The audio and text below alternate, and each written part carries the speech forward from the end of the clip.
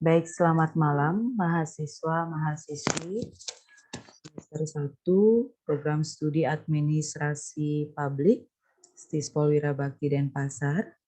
Apa kabar semua? Masih dalam masa pandemi COVID-19, kita dalam program belajar jarak jauh dengan daring dan dengan Zoom hari ini.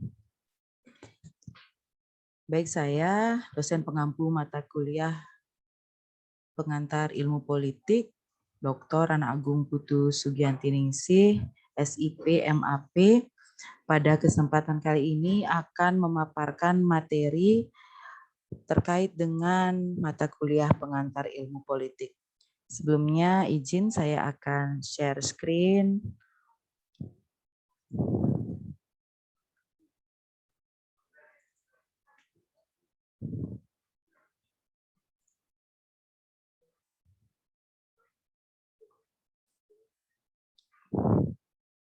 Baik, untuk materi pertama kita akan membahas tentang pengertian dari partisipasi politik. Ya, kenapa partisipasi politik yang menjadi pembahasan kita? Ya, karena partisipasi politik merupakan salah satu kewajiban dari warga negara Indonesia, khususnya pada generasi muda kita untuk selalu berperan serta dalam kegiatan demokrasi di Indonesia. Nah, biasanya kegiatan demokrasi di Indonesia kita biasa lakukan dengan penyelenggaraan pemilu. Ya, pengertian partisipasi politik perlu dipahami mahasiswa semuanya. Jadi menurut Miriam Budiarjo yang menyatakan partisipasi politik adalah kegiatan seseorang atau sekelompok orang untuk ikut serta secara aktif dalam kehidupan politik, antara lain dengan jalan memilih pemimpin negara, baik secara langsung maupun tidak langsung, yang tentunya mempengaruhi kebijakan pemerintahan atau public policy. Nah, di mana juga ada Herbert McCloskey yang menyebutkan bahwa kegiatan-kegiatan sukarela dari warga masyarakat, di mana mereka mengambil bagian dalam proses pemilihan penguasanya, baik secara langsung maupun tidak langsung dalam proses pembentukan suatu kebijakan umum. Nah, di sini dapat dilihat ada beberapa pendapat dari para ahli tentunya tentang partisipasi politik itu sendiri.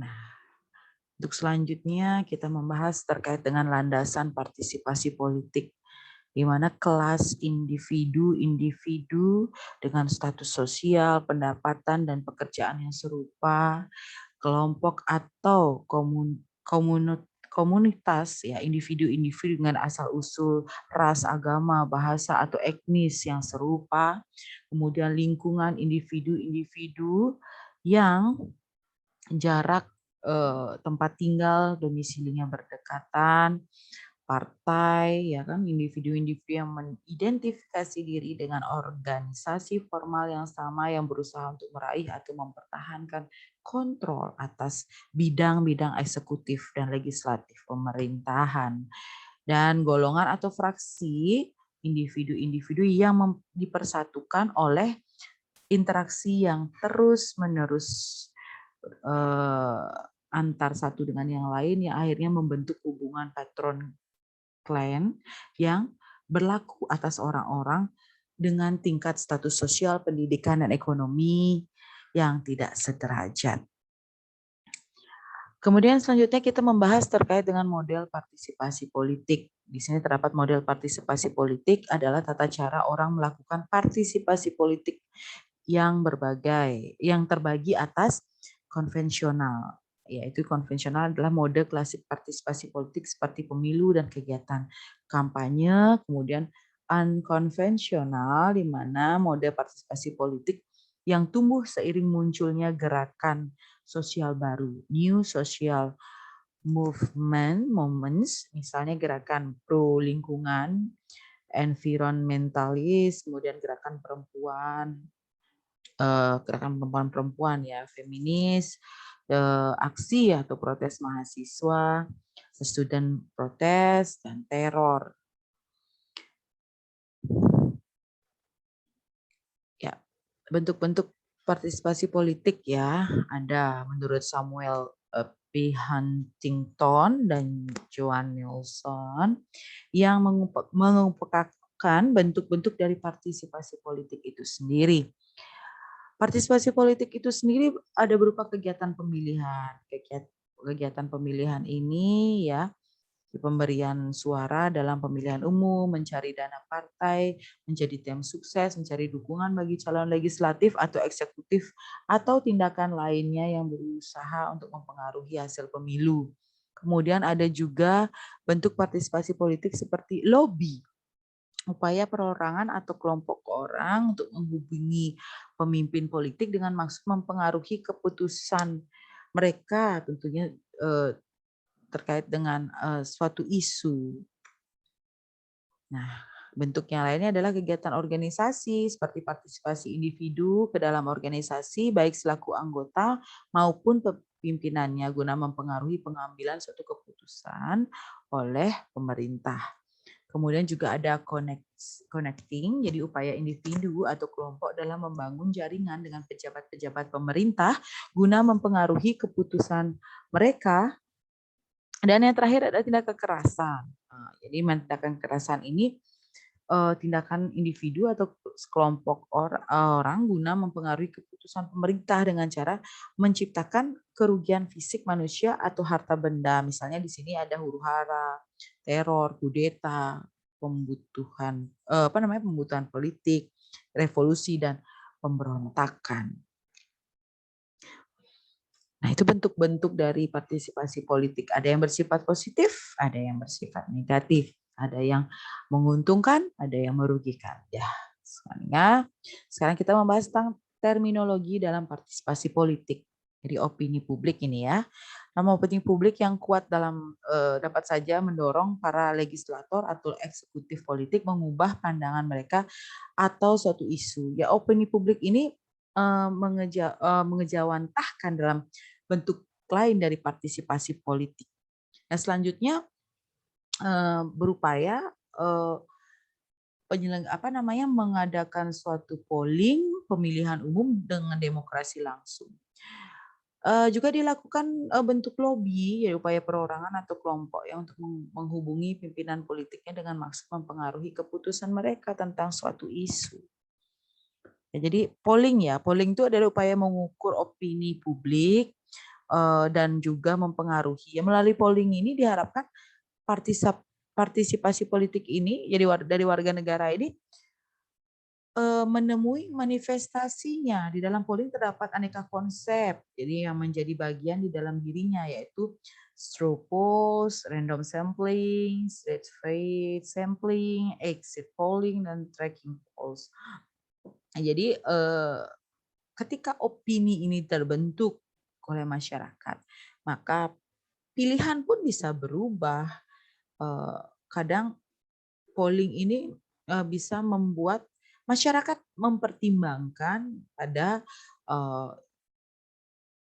orang atau organisasi, tokoh atau organisasi yang dipilih oleh masyarakat sebelumnya, seperti itu. Ya. Kemudian ada straw polls, jadi survei yang tidak ilmiah karena bersifat sederhana, murah, dan amat terbuka untuk menyalahgunakan dan manipulasi. Ini dianggap tidak ilmiah karena tidak mempertimbangkan representasi populasi yang menjadi responden polling. Menentukan responden itu yang bersifat serampangan dan terkadang hanya menggunakan sampel yang hanya merupakan bagian tertentu dari populasi itu sendiri. Jadi ini nggak efektif banget dilakukan, karena mungkin sudah tidak mendapatkan kepercayaan, jadi hasilnya itu tidak akurat ya.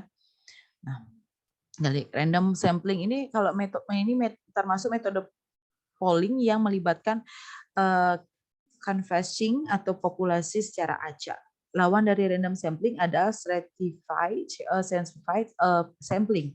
Yang dalam teknik ini disarankan jumlah minimal dari untuk suatu polling ada 1.500 orang. Ya, apabila populasi yang diambil pendapatnya adalah besar, di pengambilan sampel aja harus bersifat lintas segmen. Seperti misalnya dari sekian banyak itu apa? Misalnya apa usianya, apa rasnya, apa agamanya, apa orientasi politiknya, pendidikannya, dan faktor-faktor lainnya yang secara signifikan bisa masyarakat bedakan. Kemudian lawan dari random sampling ini sendiri yaitu straight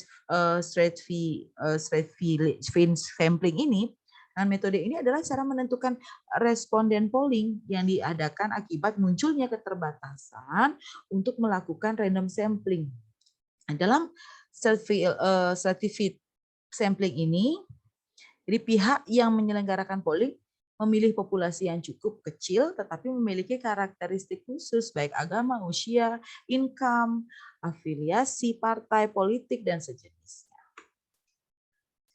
Nah, ada exit polling ya. Exit polling itu adalah polling yang memungkinkan jaringan televisi memprediksikan pemenangan suatu pemilihan umum segera setelah pemungutan suara selesai. Jadi teknik ini dilakukan seperti mungkin lembaga survei ya yang sudah mensurvei pemberian suara di masing-masing TPS seperti itu. Kemudian tracking polls, jadi tracking polling yang dilakukan atau responden yang sama dalam suatu periode kampanye. Jadi tujuannya mengidentifikasi perolehan peralihan sentimen pemilih atau suatu calon partai ataupun isu. Tujuan polling ini adalah memperbaiki kinerja kampanye calon, kampanye parpol, bahkan kinerja pemerintah. Jadi tracking ini semacam polling yang dilakukan untuk memperbaiki jika ada suatu kemunduran dalam suatu pemilihan, pemilu, kampanye atau apa di sini, tracking ini berupaya untuk memperbaiki seperti itu. Nah, subjek dan individu ya, subjektifnya individu. Jadi politik ini bisa kita ketahui sangat subjektif, bisa dikatakan begitu. Jadi suatu istilah ini political disaffection. Tadi istilah yang mengacu pada perilaku, perasaan negatif individu atau sekelompok individu terhadap suatu sistem politik. Kemudian ada political efficacy. Jadi adalah istilah yang mengacu kepada perasaan bahwa tindakan politik atau partisipasi politik tersebut di seorang dapat memiliki dampak terhadap proses-proses politik itu sendiri. Ya, jadi demikian yang dapat saya sampaikan atas pertemuan hari ini. Walaupun masih terhalang dengan komunikasi jarak jauh, tapi saya berharap informasi yang saya dapat bagikan pada Anda, para mahasiswa, mahasiswi yang semester 1 ini di program studi administrasi publik dapat bermanfaat, dapat menjadi pembelajaran yang berguna untuk Anda. Dan semoga tetap semangat di masa pandemi COVID ini, jaga kesehatan, jangan lupa untuk selalu menggunakan protokol kesehatan di tempat-tempat umum dimanapun Anda berada, jaga kesehatan selalu, semoga Tuhan memberkati. Akhir kata, saya tutup dengan Parama Santi. Om Santi, Santi, Santi Om. Selamat malam, sampai bertemu lagi. Semoga semua cepat pulih seperti sedia kala. Terima kasih.